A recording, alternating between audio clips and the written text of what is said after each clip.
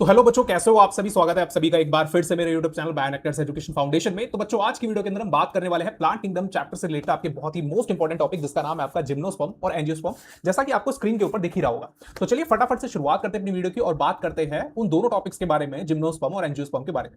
जब हम इन दोनों टॉपिक्स की बात करते हैं तो सबसे पहले हम इनके वर्ड्स को समझते हैं। देखो, एक्चुअल में जिम्नोस्पर्म और एंजियोस्पर्म ये दोनों के दोनों जो वर्ड हैं ये ग्रीक भाषा से लिए गए हैं। ग्रीक भाषा, आपने बहुत सारी भाषाओं के नाम सुने होंगे, जैसे लैटिन सुना होगा बहुत बार, क्योंकि आप बायोलॉजी पढ़ रहे हैं तो मोस्ट ऑफ द जो चीजें हैं वो लैटिन भाषा से ली गई हैं। दूसरी जो भाषा है वो है बेसिकली ग्रीक। अब ग्रीक भाषा की बात करें तो ग्रीक भाषा में जिम्नोस्पर्म का मतलब क्या होता है। जो जिम्नोस्पर्म वर्ड है ये बेसिकली दो वर्ड से मिलकर के बना है। एक था आपका जिम्नोस्पर्म और दूसरा है आपका स्पर्म्स। जिम्नो और दूसरा है आपका स्पर्म। पहला वर्ड हो गया जिम्नो और दूसरा हो गया स्पर्म। अब फर्स्ट वर्ड का जो मीनिंग है ये होता है बेसिकली ग्रीक भाषा में इसे बोला जाता है नेकेड। ठीक है। स्पर्म्स की बात करें तो इनका मतलब होता है बेसिकली सीड। तो मतलब इसका पहला कैरेक्टरिस्टिक्स अगर हम जिम्नोस्पर्म की बात करें तो इनके अंदर जो सीड होता है वो नेकेड होता है। नेकेड कहने का क्या मतलब है, यहाँ पे नेकेड क्या रिप्रेजेंट कर रहा है। नेकेड कहने का मतलब ये है कि यहाँ पर जो आपकी फ्रूट वॉल्स होती है ना, फ्रूट वॉल्स वो प्रेजेंट नहीं होती। फ्रूट वॉल कौन कौन सी होती हैं इनके बारे में अभी हम बात करेंगे। जैसे कि अभी मैं आपको बता दे रहा हूं, आपको ध्यान जो रखना है, जैसे हम पेरिकार्प की बात करें, पेरिकार्प, मीजोकार्प और एंडोकार्प, इनके बारे में आपको ध्यान रखना है कि ये तीनों चीजें प्रेजेंट नहीं होंगी जिम्नोस्पर्म के अंदर। दूसरी तरफ हम एंजियोस्पर्म की बात करें तो एंजियो वर्ड का मीनिंग ग्रीक भाषा के अंदर होता है कवर्ड। तो इसका जो कैरेक्टरिस्टिक हो जाता है, जब हम कैरेक्टरिस्टिक की बात करें एंजियोस्पर्म में, तो बेसिकली इनका मतलब क्या होता है कि इनके सीड के अंदर, सीड के ऊपर कवरिंग प्रेजेंट होगी। और वो कवरिंग किसकी होगी, बेसिकली उन तीनों की होगी। मतलब ये पेरिकार्प, मीजोकार्प और एंडोकार्प तीनों के तीनों प्रेजेंट रहेंगे आपके एंजियोस्पर्म के अंदर। और इसीलिए एंजियोस्पर्म जो होते हैं वो बेसिकली आपका फ्रूट प्रोड्यूस करते हैं और आपका फ्लावर्स प्रोड्यूस करते हैं। मतलब हम जिम्नोस्पर्म की बात करें तो उनके अंदर ना तो फ्लावर्स होंगे ना ही आपके कोई फ्रूट होंगे। मतलब नो फ्रूट और नो फ्लावर्स, नो फ्रूट और नो फ्लावर्स। तो इस बात में भी आपको ध्यान रखना है, जिम्नोस्पर्म के अंदर ना तो फ्रूट होंगे ना ही फ्लावर्स होंगे। दूसरी चीज की हम बात करें, जिम्नोस्पर्म के अंदर मोस्ट ऑफ द प्लांट आपके कैसे होते हैं, वुडी प्लांट्स होते हैं। मोस्ट ऑफ द सारे प्लांट्स कैसे होंगे, वुडी नेचर के अंदर। ये बात आपको बिल्कुल नहीं भूलनी है। ठीक है। तो ये थे कुछ common characteristic regarding the gymnosperm और एंजियोस्पर्म। देखो, अब ये पेरिकार्प, मेसोकार्प, एंडोकार्प क्या है, इनको थोड़ा समझते हैं। जब हम फीमेल रिप्रोडक्टिव ऑर्गन की बात करते हैं जिम्नोस्पर्म के अंदर, एंजियोस्पर्म के अंदर, तो यहां पर जो फीमेल रिप्रोडक्टिव ऑर्गन है वो बेसिकली क्या है, आपका ओवरी है। ठीक है। ओवरी क्या रिप्रेजेंट करता है, एक फीमेल रिप्रोडक्टिव ऑर्गन को किसी भी प्लांट के अंदर। ठीक है। अब समझो, वैसे जिम्नोस्पर्म से अगर हम प्लांट किंगडम पढ़ रहे हैं तो जिम्नोस्पर्म से ही आपका स्टार्टिंग होती है बेसिकली आपका ओवरी की। ठीक है, ध्यान रखना है इस बात का। अब ओवरी का डायग्राम जो हम बनाते हैं तो एक इसे डायग्रामेटिकली कुछ इस तरीके से रिप्रेजेंट करा जाता है। ओवरी होती है बेसिकली आपकी फ्लास्क शेप। ये फ्लास्क शेप की होती है और इसके अंदर जो लेयर होती है वो होती है सबसे पहले इसकी ओवरी वॉल, जो आपको ध्यान रखनी है। ओवरी वॉल के अंदर प्रेजेंट होता है आपका इंटेगमेंट। बेसिकली एक ओव्यूल प्रेजेंट रहता है। ओवरी के अंदर क्या प्रेजेंट रहेगा, आपका ओव्यूल। अलग कलर से लेते हैं, इसे रिप्रेजेंट करते हैं। ओवरी के अंदर प्रेजेंट रहेगा आपका इंटेगमेंट। ये इंटेगमेंट किस तरीके का होता है इसको जरा समझते हैं और बना करके देखते हैं। देखो, ये जो पार्ट है ये कंप्लीट रिप्रेजेंट कर रहा है आपका इंटेगमेंट। ये जो सबसे आउटर लेयर है ये है आपकी इंटेगमेंट लेयर, इंटेगमेंट लेयर। ठीक है। और उसके अंदर प्रेजेंट रहेगा आपका एक megasporocyte. This is known as a megasporocyte. अब ये जो मेगा स्पोरोसाइट है बच्चों, यही होता है बेसिकली आपका एक एग, जिसे आकर के आपका फर्टिलाइज करेगा पॉलन ग्रेन प्लांट्स के अंदर। ठीक है। अब ये जो पूरा कंप्लीट पार्ट है इंटेगमेंट के साथ, और उसके बाद उसके अंदर क्या प्रेजेंट है आपका मेगा स्पोरोसाइट, और उसकी कवरिंग का क्या नाम है, इंटेगमेंट। इंटेगमेंट के दो पार्ट्स होते हैं, एक होता है आउटर इंटेगमेंट और एक होता है इनर इंटेगमेंट। इसे दो पार्ट्स में कुछ इस तरीके से डिवाइड करा जाता है। ठीक है। आगे चल करके हम इसका डायग्राम देखेंगे जब हम आपका फिफ्थ चैप्टर पढ़ेंगे और सिक्स चैप्टर पढ़ेंगे, जिसमें हमने फ्लावरिंग प्लांट्स के बारे में हमें ज्यादा अच्छे से पढ़ना है। अब ये जो कंप्लीट स्ट्रक्चर है ये कहलाता है आपका बच्चों ओव्यूल। मतलब कहने का क्या मतलब है कि ओवरी के अंदर ओव्यूल प्रेजेंट रहेगा। ठीक है। ओवरी की जो आउटर वॉल होगी इसको हम नाम देते हैं बच्चों ओवरी वॉल। ओवरी वॉल, ये जो ओवरी वॉल होती है ना, इसी ओवरी वॉल के अंदर ये ओवरी वॉल जो होती है वो फ्यूचर में क्या बनाती है, आपकी जो फ्रूट की जो लेयर्स होती है ना, जो पल्प होता है बेसिकली वो क्रिएट करती है, जिसका नाम जैसे आपको मैंगो के अंदर सबसे ज्यादा देखने के लिए मिलेगा मीजोकार्प और पेरिकार्प और आपका एंडोकार्प। ठीक है। ये तीनों चीजें देखने के लिए मिलेंगी। ये जो तीनों चीजें हैं यहां पर जो बताई गई हैं ये बेसिकली कहां से बनती हैं, ये ओवरी वॉल से बनती है। ठीक है। मतलब कि जिम्नोस्पर्म के अंदर आपकी ओवरी वॉल प्रेजेंट नहीं होगी। इस बात का ध्यान रखना है। लेकिन ओव्यूल प्रेजेंट रहेगा, ओव्यूल बिल्कुल प्रेजेंट रहेगा, इस बात का ध्यान रखना है। ओव्यूल, और ओव्यूल के अंदर इंटीग्मेंट प्रेजेंट रहेगा। अब ये जो इंटीग्मेंट था ना, इंटीग्मेंट, इंटीग्मेंट ही आगे चल करके क्या बनाएगा आपका सीड कोट। तो ध्यान रखना है जिम्नोस्पर्म के केस में इंटीग्मेंट प्रेजेंट रहेगा और आपका ओवरी वॉल प्रेजेंट नहीं रहेंगी, ध्यान रखना है इस बात का। लेकिन जिम्नोस्पर्म के केस में ओवरी वॉल और आपका इंटीग्मेंट दोनों ही चीजें प्रेजेंट रहेंगी। तो ये था एक basic idea regarding the gymnosperm और एंजियोस्पर्म। तो चलिए फटाफट से थोड़ा डिटेल में और डिस्कस करते हैं जिम्नोस्पर्म के बारे में। कुछ कॉमन कैरेक्टरिस्टिक्स को हमने पहले से ही डिस्कस कर लिया है, उनको हम वापस से एक क्विक रिवीजन की तरह लेंगे। नेकेड सीड्स होते हैं, ovules are not enclosed by an ovary walls, तो इसके बारे में बात कर चुके हैं। They remain exposed both before and after fertilisation. देखो फर्टिलाइजेशन हो जाएगा, पॉलन ग्रेन्स आकर के एग सेल को फर्टिलाइज कर देगा, एग सेल को फर्टिलाइज कर देगा तो क्या बनेगा आपका जायगोट। अब जायगोट के बाद वो एम्ब्रियो डेवलप होगा, एम्ब्रियो डेवलपमेंट होने के बाद वो सीड बनाएगा, ठीक है। उस सीड के पास क्या होगा, सीड कोट प्रेजेंट रहेगा। सीड कोट तो होगा क्योंकि सीड कोट कहां से बन रहा है, सीड कोट इंटीग्मेंट से बन रहा है, मतलब ओव्यूल का पार्ट है वो तो प्रेजेंट रहेगा ही रहेगा जिम्नोस्पर्म में। तो आफ्टर फर्टिलाइजेशन और बिफोर फर्टिलाइजेशन दोनों ही केस में ये अनकवर्ड रहेगा, ध्यान रखना इस बात का, आफ्टर फर्टिलाइजेशन और बिफोर फर्टिलाइजेशन। यही बात यहां पे लिखी हुई है, post fertilisation the developing seeds remain unclosed, uncovered. Morphology and size की बात करें, जिम्नोस्पर्म के अंदर जब हम साइज की बात करते हैं तो इसमें सबसे ज्यादा हाइट वाले प्लांट्स आते हैं, जैसे सिकोआ प्लांट्स। सिकोआ ट्री की बात करें, आप लोगों ने हॉलीवुड फिल्में तो देखी ही होंगी। सिकोआ प्लांट किस तरीके का दिखता है, इसको जरा हम आपको दिखाते हैं। देखो ये होते हैं basically Sikoa trees. Sikoa trees कितने ही ज्यादा बड़े होते हैं, ये एग्जांपल किसके हैं, जिम्नोस्पर्म के। आपको यहाँ पर एक पर्सन खड़ा हुआ दिख रहा होगा कि ये जो आदमी है ये कितना छोटा है इस सिकोआ ट्री के आगे। तो सबसे ज्यादा इन्हें जाइंट रेडवुड प्लांट्स भी कहते हैं, ये बेसिकली जिम्नोस्पर्म के अंदर लाई करते हैं, जिम्नोस्पर्म ग्रुप के अंदर लाई करते हैं। अगर हम कॉमन कैरेक्टरिस्टिक की बात करें तो इनके अंदर बेसिकली क्या आते हैं, मीडियम साइज ट्रीज आते हैं, टॉल ट्रीज आते हैं और शर्ब्स आते हैं। इनके अंदर हर्ब्स नहीं आएंगी, ध्यान रखना है, हर्ब्स नहीं आएंगी जिम्नोस्पर्म के अंदर। रूट सिस्टम की बात करें तो टैप रूट सिस्टम प्रेजेंट होगा। देखो दो तरीके की रूट्स होती हैं जो हमें देखने के लिए मिलती हैं। अगर हम बात करें रूट्स, देखो दो तरीके की, एक होता है जैसे सरफेस है और उसके नीचे रूट्स कुछ इस तरीके से डेवलप हो रही हैं, तो इन रूट्स का नाम होता है बच्चों फाइब्रस रूट, ठीक है, ध्यान रखना है, फाइब्रस रूट। दूसरी होती है जैसे अर्थ सरफेस हो गया और वहां से आपका एक लॉन्ग रूट निकलती है और उसके बाद साइड बाय साइड उसके हेयर्स निकलने लगते हैं, रूट हेयर्स जिन्हें बोलते हैं। तो ये सिस्टम जो होता है इनको बोला जाता है बच्चों टैप रूट। जिम्नोस्पर्म के अंदर टैप रूट प्रेजेंट रहेगा और इसी टैप रूट के साथ साथ इनके अंदर कुछ एसोसिएशन हमें देखने के लिए मिलेंगे। मतलब रूट जो है वो आपकी किसी फंजाई के साथ एसोसिएटेड होगी या फिर किसी नाइट्रोजन फिक्सिंग बैक्टीरिया के साथ एसोसिएटेड होगी। अगर वो किसी फंगस के साथ अगर एसोसिएटेड है तो उसका नाम हो जाएगा माइक्रोइजा। अगर वो किसी नाइट्रोजन फिक्सिंग बैक्टीरिया के साथ यानी कि साइनोबैक्टीरिया फॉर एग्जांपल के केस में साइकस उसके साथ प्रेजेंट है तो उसका नाम हो जाएगा आपका कोलोरॉइड रूट। तो इस बात में ध्यान रखना है, ये नाइट्रोजन फिक्सिंग बैक्टीरिया होते हैं। देखो नाइट्रोजन फिक्सिंग बैक्टीरिया कहने का क्या मतलब है, एटमॉस्फेयर के अंदर जो नाइट्रोजन प्रेजेंट है, क्योंकि बॉडी के अंदर, प्लांट बॉडी की हम बात कर ले, ह्यूमन बॉडी के अंदर बात कर ले, तो नाइट्रोजन की रिक्वायरमेंट काफी ज्यादा है। कैसे ज्यादा है, आपके बॉडी के अंदर अमाइनो एसिड सिंथेसिस करना है, क्योंकि जो नॉन एसेंशियल अमाइनो एसिड्स होते हैं ह्यूमन बॉडी की बात करें तो वो तो सिंथेसाइज हो जाते हैं। कैसे, क्योंकि नाइट्रोजन कंपाउंड है अगर हमारी बॉडी के अंदर तो बेसिकली वो सिंथेसाइज हो जाएंगे अमाइनो एसिड, और प्रोटीन सिंथेसिस मशीनरी के लिए वो रिस्पॉन्सिबल होते हैं। प्लांट्स के केस में भी जैसे हम जो फूड खाते हैं उस फूड के अंदर क्या होते हैं आपके असेंशियल अमाइनो एसिड्स होते हैं, और वो फूड कहां से आया, वो प्लांट सोर्स से हमें मिल रहा है। तो बेसिकली प्लांट को भी तो वो अमाइनो एसिड सिंथेसाइज करने के लिए रिक्वायरमेंट रहेगी नाइट्रोजन की। तो बेसिकली एटमॉस्फेयर के अंदर नाइट्रोजन फिक्सिंग बैक्टीरिया प्रेजेंट होते हैं, कुछ सॉइल में होते हैं, कुछ एटमॉस्फेयर में होते हैं। तो बेसिकली सॉइल के अंदर जो नाइट्रोजन फिक्सिंग बैक्टीरिया है वो बेसिकली क्या है आपका साइनोबैक्टीरिया। इस साइनोबैक्टीरिया का एक टाइप है साइकस, ठीक है, इसके बारे में ध्यान रखना है। और भी होते हैं जैसे नॉस्टॉक की बात करें, एनाबिना की बात करें, वो भी आपके नाइट्रोजन फिक्सिंग बैक्टीरिया है, ठीक है, तो ध्यान रखना है इस बात का। तो जब नाइट्रोजन फिक्सिंग बैक्टीरिया के साथ रूट का एसोसिएशन होगा बच्चों तो वो हो जाएगा आपका एक तरीके का कोलोरॉइड रूट। स्टेम की बात करें तो स्टेम की हाइट जो होगी वो सबसे ज्यादा होगी, ध्यान रखना है, और अनब्रांच्ड होगा, और ब्रांच दोनों तरीके के हो सकते हैं। अगर अनब्रांच्ड की बात करें तो हमें साइकस के केस में देखने के लिए मिलेगा, और ब्रांच्ड की बात करें तो पाइनस और आपका सिडरस हमें देखने के लिए मिलेगा। ये साइकस जो है ये बेसिकली एक प्लांट का एग्जांपल है, इसके बारे में अभी हम बात करेंगे। जैसे फिगर हम देखते हैं तो ये जो ट्री दिख रहा है आपको, ये ट्री है बच्चों आपका साइकस, और ये जो ट्री आपको दिख रहा है ये है आपका पाइनस।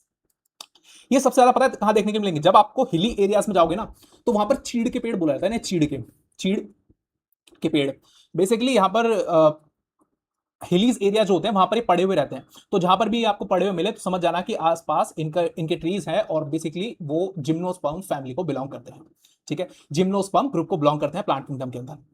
ये बेसिकली यही बोला गया है कि वुडी प्लांट्स होते हैं, ये भी आपको वुड की तरह ही देखने के लिए मिलेंगे जब आप इनको हाथ में लेकर के फील करोगे ना। ये कहां पर पाए जाते हैं पता है, इंडिया में बहुत सी जगह पे मिलेंगे, लेकिन हिली एरियाज में बेसिकली जब आप शिमला की तरफ जाएंगे या फिर सिरमौर डिस्ट्रिक्ट की तरफ जाएंगे हिमाचल प्रदेश में, तो वहां पर सबसे ज्यादा देखने के लिए मिलेंगे आपको। नेक्स्ट अगर हम बात करें लीव्स की, तो लीव्स किस तरीके की प्रेजेंट होती हैं? लीव्स की बात करें तो इनके अंदर पिनेट लीव्स प्रेजेंट होती हैं, found in a cycas and persisting for a few years, और ये कुछ सालों तक ही रहती हैं। ठीक है। पिन्नेट लीव्स किस तरीके की होती है, देखो समझो, देखो जैसे ये एग्जांपल आपको दिख रहा है, पिन्नेट लीव्स जैसे आपने बबूल का पौधा देखा होगा, बबूल के पौधे में जो पत्तियां होती हैं वो कुछ इस तरीके से होती हैं, ये इस तरीके से लगी हुई, तो इन्हीं को बोला जाता है पिन्नेट लीव्स। ठीक है, पिन्नेट लीव्स, ये जो अरेंजमेंट है इसी को बोला जाता है। ज़ेरोफाइटिक अडेप्टेशन, जो जिम्नोस्पर्म प्लांट होते हैं ज़ेरोफाइटिक अडेप्टेशन को, कैरेक्टरिस्टिक को शो करते हैं। ज़ेरोफाइटिक अडेप्टेशन का मतलब क्या है यहाँ पे? ज़ेरोफाइटिक अडेप्टेशन कहने का मतलब है कि ये एनवायरमेंट के अकॉर्डिंग, एनवायरमेंट के अकॉर्डिंग एक्सट्रीम कंडीशन में भी सर्वाइव आपको देखने के लिए मिल सकता है। जैसे हम टेम्परेचर की बात करें, ड्रॉट कंडीशन की बात करें, ह्यूमिडिटी की बात करें और विंड की बात करें। ड्रॉट कंडीशन का मतलब है जहां पे पानी बहुत कम होता है, उस कंडीशन में भी जिम्नोस्पर्म प्लांट जो है वो बेसिकली आपका सर्वाइव कर सकते हैं। जैसे निडल लाइक इनकी लीव्स किस तरीके की हो जाएंगी? निडल लाइक लीव्स रहेंगी, कांटेदार। ठीक है, क्यूटिकल्स निकलने लग जाएंगे, minimise the water loss, reduce the surface area. Sunken stomata, sunken stomata ये आपके कोई टाइप नहीं है स्टोमेटा का, ये बेसिकली एक पैटर्न शो कर रहा है, मतलब वो हिडन फॉर्म में आ रहा है। सनकन का मतलब होता है कॉमनली, अगर हम एक टर्म है सनकन, तो इसका मतलब होता है हिडन, तो छुप जाते हैं। ये कैसे छुप जाते हैं? जो लेयर होती है ना लीफ की लेयर, उसके जस्ट नीचे की साइड आ जाते हैं, तो इसलिए उनको बोला गया है सनकन stomata. Help reduce water loss by the transpiration, transpiration के वक्त ज्यादा वाटर लॉस ना हो, इसलिए ये सनकन फॉर्म में स्टोमेटा अरेंज हो जाते हैं ऑन द लीव्स।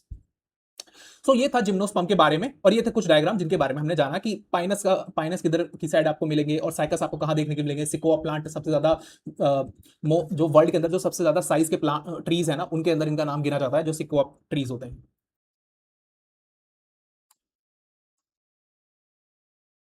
तो चलिए अब हम बात करने वाले हैं reproduction and the life cycle of the gymnosperm.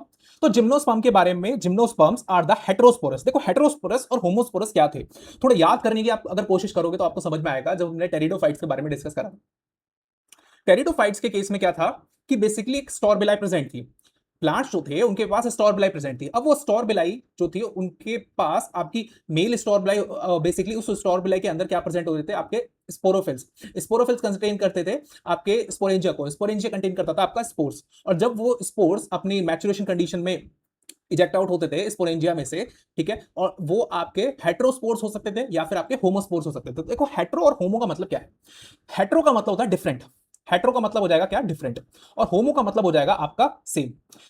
Different कहने का क्या मतलब है कि उस स्टोर बिलाई के अंदर आपके मेल और फीमेल दोनों प्रेजेंट रहेंगे, मेल और फीमेल दोनों अलग अलग प्रेजेंट रहेंगे। ठीक है, तो इसका मतलब क्या हो जाएगा? हेट्रोस्पोरस।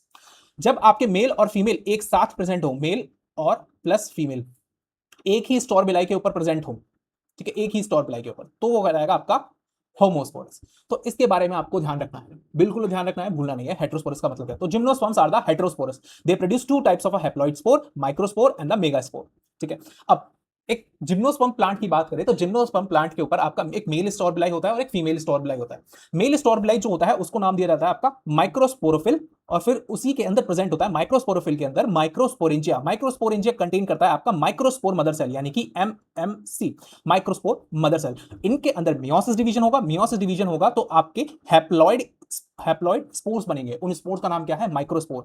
और माइक्रोस्पोर में माइटोसिस डिवीजन होगा और जनरेट होंगे आपके पॉलन ग्रेन्स।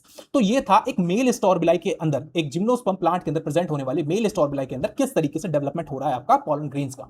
दूसरी तरफ अगर हम बात करें फीमेल स्टोर बिलाई की, तो फीमेल स्टोर बिलाई के अंदर प्रेजेंट होता है आपका मेगास्पोरोफिल। मेगास्पोरोफिल के अंदर होता है मेगास्पोरेंजिया। मेगास्पोरेंजिया कंटेन करता है आपका मेगास्पोर मदर सेल्स, यानी कि यहां भी MMC, megaspore mother cells. Mega से ध्यान रखना है फीमेल है, माइक्रो से ध्यान रखना है मेल है। मियोसिस होगा, इनके अंदर 4 हैप्लॉइड स्पोर्स बनेंगे। अब जो ये 4 हैप्लॉइड स्पोर्स बन रहे हैं, क्योंकि एक मियोसिस कंप्लीट होता है, मियोसिस फर्स्ट और मियोसिस सेकंड। आपने पढ़ा होगा 10th क्लास में मियोसिस और माइटोसिस के बारे में। अगर आपने नहीं पढ़ा है तो प्लीज जाकर के वीडियोस को देखिए, प्रीवियस वीडियोस को, और आपको समझ में आएगा। मियोसिस के अंदर आपके 4 सेल्स बनते हैं, वो जो कि आपके हैप्लॉइड होते हैं, कि ये भी आपका एन होगा, ये भी एन, ये भी एन और ये भी एन। इनके अंदर से 3 जो होते हैं वो बेसिकली डेथ हो जाते हैं, डीजेनरेट कर जाते हैं नेचर में, और इनका डीजेनरेटिव मटेरियल बहुत ही न्यूट्रिटिव होता है नेचर में, जिसका यूज करता है आपका एक जो लास्ट वन जो सर्वाइव कर जाता है और जो फुल्ली फंक्शनल होता है, वो यूज करेगा और क्रिएट करेगा आर्चिगोनिया को। आर्चिगोनिया क्या है? ये एक सेक्स ऑर्गन, ये एक फीमेल सेक्स ऑर्गन है जो कंटेन करता है आपका एग सेल को। ठीक है, अब अगर हम डायग्रामेटिकली थोड़ा समझें तो फीमेल स्टोर बिलाई के केस में क्या होता है कि ये होता है आपका एक माइक्रोस्पोरेंजिया, उसके अंदर डेवलपमेंट होता है ये आपके दो तरीके के दो आर्चिगोनिया, ये दो आर्चिगोनिया डेवलप हो गए। इन आर्चिगोनिया के अंदर ये जो डॉटेड प्रेजेंट है ना, इन्हीं को बोला जाता है बच्चों एग सेल्स। ठीक है, और यहां से पॉलन ट्यूब बेसिकली एंटर करती है, पॉलन ट्यूब एंटर करेगी। और ये जो दो स्ट्रक्चर क्रिएट हुए हैं इन्हीं को बोला गया बच्चों आर्चिगोनिया। आर्चिगोनिया। तो ध्यान रखना कुछ इस तरीके का आपका स्ट्रक्चर क्रिएट होता है। ये था reproduction and the life cycle of the gymnosperm plant. देखो जिम्नोस्पर्म प्लांट के अंदर जब मैचुरेशन होगा, जब पॉलिनेशन होगा, पॉलिनेशन के थ्रू ये दोनों पॉलन ग्रेन्स आकर के आपका एग सेल को फर्टिलाइज करेंगे पॉलिनेशन के बाद, और फिर उसके बाद आपका जायगोट क्रिएट होगा, और जायगोट क्रिएट होगा और फिर उसके बाद एम्ब्रियो बनेगा, एम्ब्रियो से फिर सीड बनेगा, सीड कोट उसके ऊपर प्रेजेंट होगा। लेकिन यहां पर जो बात ध्यान रखनी है, यहां पर कोई भी ओवरी वॉल प्रेजेंट नहीं होगी, ओवरी वॉल नॉट प्रेजेंट। ठीक है। दूसरा प्लस पॉइंट यहां पे क्या ध्यान रखा है कि इनके ऊपर सीड कोट प्रेजेंट रहेगा। सीड कोट कहां से बनता है, वो आपका इंटेगमेंट से बनता है। इंटेगमेंट, क्योंकि ओव्यूल तो प्रेजेंट है, ओव्यूल प्रेजेंट है तो ओव्यूल के साथ साथ इंटेगमेंट भी आएगा, आउटर इंटेगमेंट और इनर इंटेगमेंट। ठीक है, ध्यान रखना है इस बात का। ये जो दो पॉइंट्स यहां पर लिखे हुए हैं इनको कभी भी नहीं भूलना है, हाईलाइट कर देना इन्हें यहां पे। ठीक है, ये जो बॉक्स के अंदर बनता है। नेक्स्ट हम बात करने वाले हैं आपके एंजियोस्पर्म के बारे में। तो एंजियोस्पर्म के बारे में हमने कॉमन चीजें डिस्कस कर ली थी पहले से ही। इसका मतलब क्या है कि इनके ऊपर ओवरी वॉल प्रेजेंट होगी, ओवरी प्रेजेंट होगी, और जो एनक्लोज रहेंगे, सीट रहेंगे, enclose pollen grains and ovule develops inside the specialised structure called the flowers. मतलब इनके अंदर फ्लावर्स प्रेजेंट होते हैं, ध्यान रखना है, और इनके अंदर फ्रूट्स भी प्रेजेंट होते हैं। Seed are always enclose within the fruit, fruit भी प्रेजेंट है unlike the naked seed in the gymnosperm. Habitat और रेंज की बात करें तो सबसे ज्यादा हैबिटाट मतलब सबसे ज्यादा मोस्ट डाइवर्सिफिकेशन भी इन्हीं एंजियोस्पर्म के अंदर देखा जाता है। सबसे ज्यादा स्पीशीज डाइवर्सिफिकेशन, जब हमने चैप्टर की स्टार्टिंग करी थी प्लांट किंगडम चैप्टर की, तो हमने बहुत अच्छे से डिस्कस करा था। सबसे पहला ही टॉपिक था हमारा classification with in the angiosperm. वो क्यों था, वो इसलिए था क्योंकि एंजियोस्पर्म में सबसे ज्यादा डाइवर्सिफिकेशन देखने को मिलेगा स्पीशीज का। अप्रोक्सीमेटली मैंने वहां पे आपको बताया भी था कि 3 लाख स्पीशीज जो होती हैं वो प्रेजेंट है और नोन है अभी तक, और भी अननोन जो है को अभी तक आइडेंटिफाई नहीं करा गया है। Adapted to survive in a wide variety of a diverse habitat. Size and variance की बात करें तो यहां पर हर्ब्स भी प्रेजेंट होगी, शब्स भी, और आपके ट्रीज भी, तीनों range, wide massive range in the structure, macroscopic to microscopic, आपके सभी लेवल तक साइज जो है वो प्रेजेंट रहेंगे। जैसे स्मॉलेस्ट की बात करें वॉल्फिया, माइक्रोस्कोपिक है। टॉलेस्ट की बात करें eucalyptus, grows over the 100 metres, 100 metre से ज्यादा बड़ा होता है। इकोनॉमिक इंपॉर्टेंस की बात करें तो ये काफी ज्यादा इकोनॉमिक इंपॉर्टेंस रखते हैं, क्योंकि एंजियोस्पर्म के अंदर फ्लावर्स और फ्रूट दोनों प्रेजेंट है। तो जब हमें फ्लावर्स और फ्रूट मिलते हैं, जो फ्रूट क्या है, that kind of a edible part of a plant, जो ह्यूमन यूज के लिए काफी ज्यादा बेनिफिशियल है, क्योंकि उसमें काफी ज्यादा न्यूट्रिएंट्स वगैरह प्रेजेंट रहते हैं। तो फूड भी प्रोवाइड करते हैं, फ्यूल के लिए भी हम यूज कर सकते हैं। मेडिसिन के मेडिसिनल प्लांट होते हैं वो बेसिकली मेडिसिन प्रोवाइड करते हैं, जैसे टर्मरिक की बात करें या फिर हम जिंजर की बात करें और आपका गार्लिक की बात करें, काफी ज्यादा मेडिसिनल यूज होता है। वेरियस कमर्शियल प्रोडक्ट्स भी हम इनसे बना सकते हैं। क्लासिफिकेशन की बात करें, क्लासिफिकेशन देखें, एंजियोस्पर्म को 2 क्लासेस में बांटा गया है मेनली, जैसे डाइकॉट और मोनोकॉट। देखो डाइकॉट और मोनोकॉट क्या होता है, सिंपल भाषा में समझो। डाइकॉट जैसे कि आपका बीन्स हो गए, लेग्यूम्स हो गए, जितने भी बीन्स और लेग्यूम्स हैं, बीन्स की बात करें और आपका लेग्यूम्स की बात करें, ठीक है, या फिर हम ग्राम्स की बात करें, चना जिसे बोला जाता है, ठीक है, ये तीनों के तीनों आपके डाइकॉट होते हैं। ठीक है, बहुत ही सिंपल समझा रहा हूं। डाइकॉट जब आप इन्हें तोड़ोगे ना तो ये 2 इक्वल पार्ट में डिवाइड हो जाएंगे। जब आप इनको ब्रेक करोगे आपको इनके अंदर 2 कॉटिलिडन्स मिलेंगे, 2 कॉटिलिडन्स। दूसरी तरफ हम मोनोकॉट की बात करें तो जैसे मेज हो गया, ठीक है, वीट हो गया, ये सभी के सभी होते हैं आपके मोनोकॉट। मोनोकॉट इनके अंदर आपको केवल एक ही कॉटिलिडन देखने के लिए मिलेगा। कॉटिलिडन का मतलब क्या है कि वो एक पार्ट जो है, ठीक है, monocotyledon. Seed have a 2 cotyledons and seed have a single cotyledon. Simple सी बात।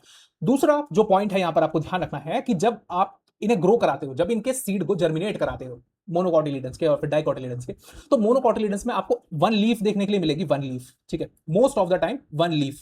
जब सबसे पहली जो लीफ होगी 1 लीफ होगी, लेकिन डाइकॉट की बात करेंगे तो यहां पर हमें 2 लीफ मिलेगी देखने के लिए, ठीक है, 2 लीव्स। तीसरा जो पॉइंट है, जो कॉमन चीज है जिसे आप बता सकते हो कि वो डाइकॉट है फिर मोनोकॉट है देख करके। तीसरा जो पॉइंट है, सबसे पहले हमने बात करी कि उनके अंदर कॉटिलिडन कैसे प्रेजेंट होंगे, 2 और 1। दूसरा हमने बात करी लीफ के बेसिस पे, 1 आएगी सबसे पहले सीड जर्मिनेट होगा तो या फिर 2 आएगी, अगर 2 आएंगी तो डाइकॉटिलिडन होगा। तीसरी बात, जब जर्मिनेट होगा सीड, मिट्टी के अंदर डाल दोगे, धीरे धीरे वो जर्मिनेट होना स्टार्ट करेगा, अपने न्यूट्रिशन को गेन करेगा, तो वो जर्मिनेट होगा।